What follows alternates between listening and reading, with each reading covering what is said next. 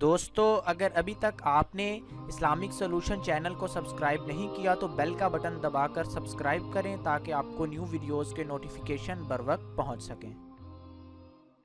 اعوذ باللہ من الشیطان الرجیم، بسم اللہ الرحمن الرحیم۔ اسلامک سولوشن چینل میں خوش آمدید۔ آج کی ویڈیو میں دوستو ہم آپ کو بتانے جا رہے ہیں ایک سکیم کے بارے میں، ایک جال سازی کے طریقے کے بارے میں۔ آپ کو جان کر یہ بالکل حیرانگی نہیں ہوگی کہ یہ جال سازی کا طریقہ عید الاضحیٰ کے قریب منڈی مویشی کے اندر اپنایا گیا۔ یہ واقعہ، یہ قصہ ہمارے ایک دوست کے ساتھ پیش آیا جن کی زبانی ہم نے یہ سنا۔ میرا فرض ہے کہ میں جہاں تک آپ کی رہنمائی کر سکوں اور یہ قصہ، یہ واقعہ آپ تک پہنچا سکوں تاکہ آئندہ آپ کسی اس طرح کے جال ساز یا کسی ٹھگ کے ہاتھ نہ چڑھیں۔ دوستو ہوا ایسے کہ ہمارے دوست منڈی مویشی منڈی کے اندر لینے تو قربانی کا بکرا گئے، لیکن جب وہ گھر لوٹے تو ان کے ہاتھ میں ایک گدھا تھا۔ یہ بہت ہی انٹرسٹنگ ٹاپک ہے اور انسانی عقل دنگ رہ جاتی ہے کہ ایک آدمی کو جو بکرا لینے گیا ہے گدھا کیسے تھما دیا گیا۔ یہ مکمل واقعہ میں آپ کو سناتا ہوں۔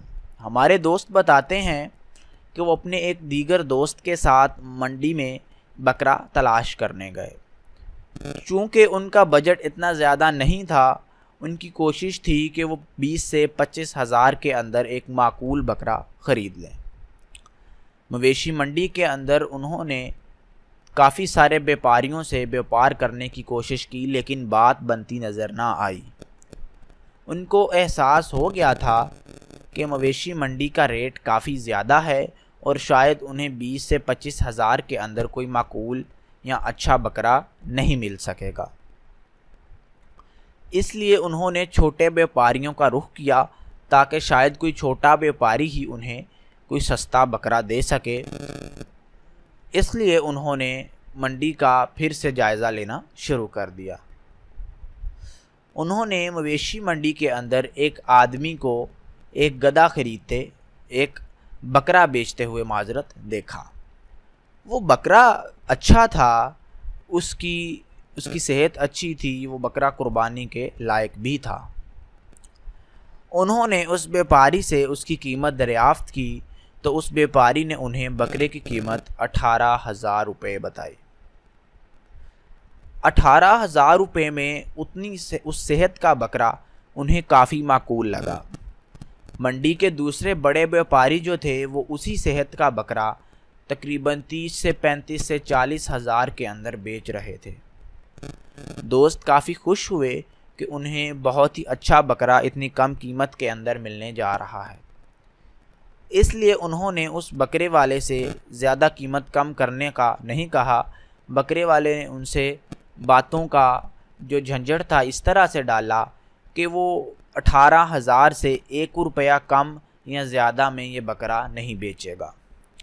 بکرے والے نے اپنی کہانی سٹارٹ کی کہ اسے پیسے نہیں چاہیے، وہ ایک ریڑھی بان ہے، وہ ریڑھی چلاتا ہے جس کے آگے وہ گدھا جوتتا ہے۔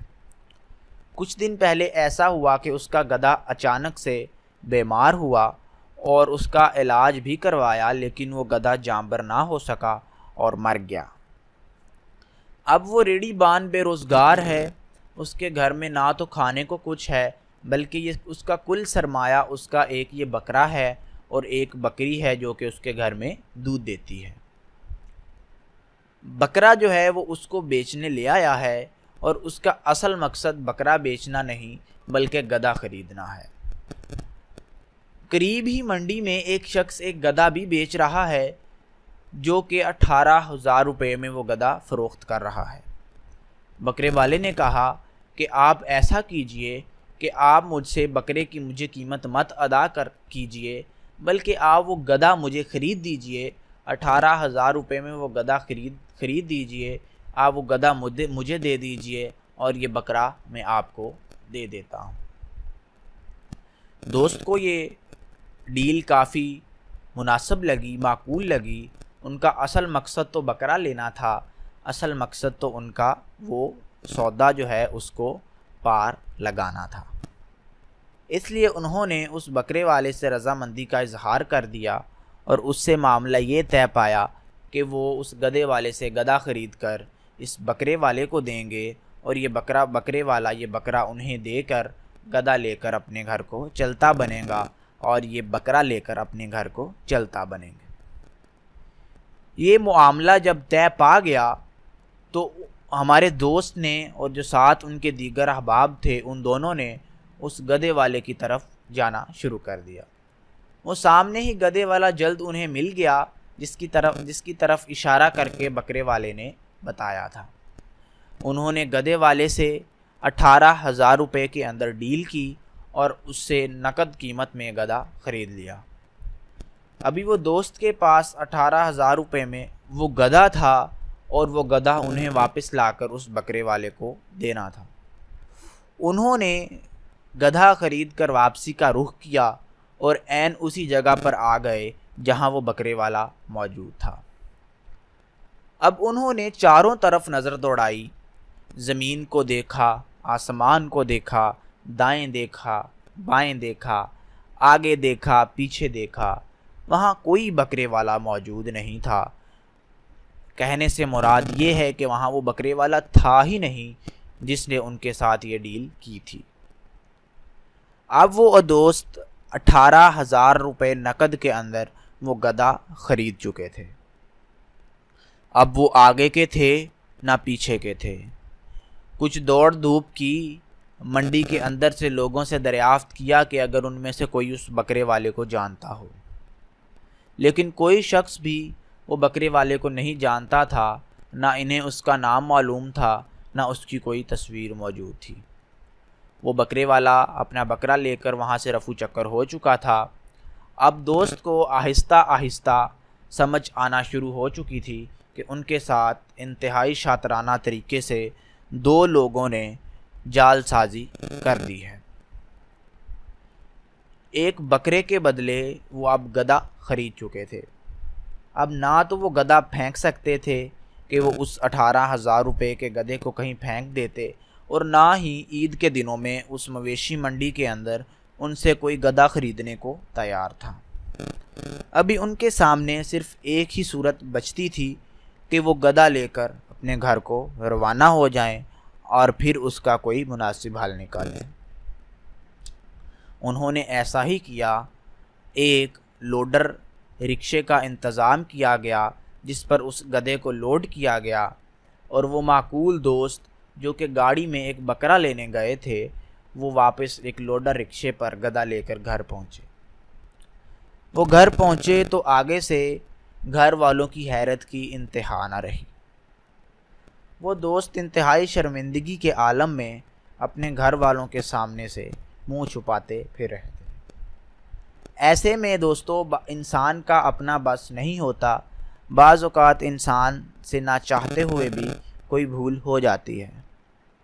ہمارا ذہن بعض اوقات ایسی چیز کو پک ہی نہیں کر سکتا، ایسے منصوبے کو پک ہی نہیں کر پاتا جو ہمارے ساتھ کھیلا جا رہا ہوتا ہے۔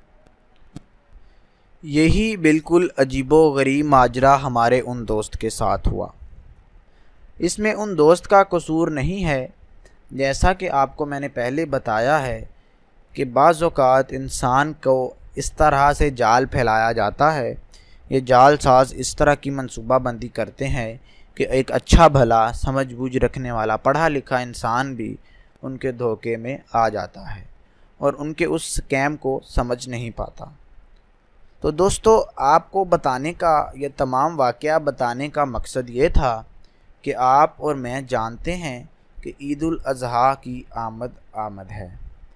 تقریباً 1 سے 1.5 ماہ کے اندر ہم عید الاضحیٰ منائیں گے اور مویشیوں کی خریداری کا جو سیزن ہے وہ اپنے عروج پر پہنچنے والا ہے۔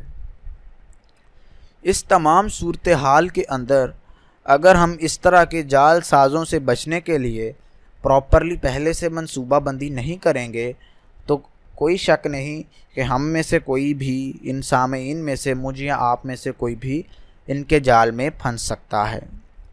ان کے منصوبوں کو جب تک اچھی طرح سے سمجھا نہ جائے گا ان کا توڑ تلاش نہیں کیا جا سکے گا۔ اس طرح کے واقعات جو کہ جعل سازوں کی طرف سے اپنائے جاتے ہیں ان کو پھیلانا میرا اور آپ کا فرض ہے، اور ہمارا تو مقصد یہی ہے کہ ہم اپنے چینل سے جہاں آپ تک معلومات پہنچاتے ہیں، وہاں آپ کی جہاں تک رہنمائی کرتے ہیں، وہاں تک ہم آپ کو اس طرح کے اسکیمز اور جعل سازوں سے بھی بچائیں، کیونکہ ان سے بچائیں گے آپ کو تو آپ اپنی پرسکون زندگی کی طرف کنسنٹریٹ کر سکیں گے۔ جن دوست کے ساتھ یہ اسکیم ہوا وہ کئی دن ذہنی ٹینشن میں مبتلا رہے، تو اسی لیے اصل زندگی کا سکون جو ہے اس کو ہم چاہتے ہیں کہ اپنے چینل کے ذریعے آپ کی زندگیوں میں لوٹا سکیں اور آپ کو پراپرلی ہر مدعے پر کوئی بھی مسئلہ ہو اس پر گائیڈ کر سکیں۔ تو امید کرتا ہوں کہ آپ نے اس ویڈیو سے اچھی معلومات جو ہیں ان کو جذب کیا ہوگا اور آپ اس ویڈیو کو آگے پھیلانے کا باعث بھی بنیں گے۔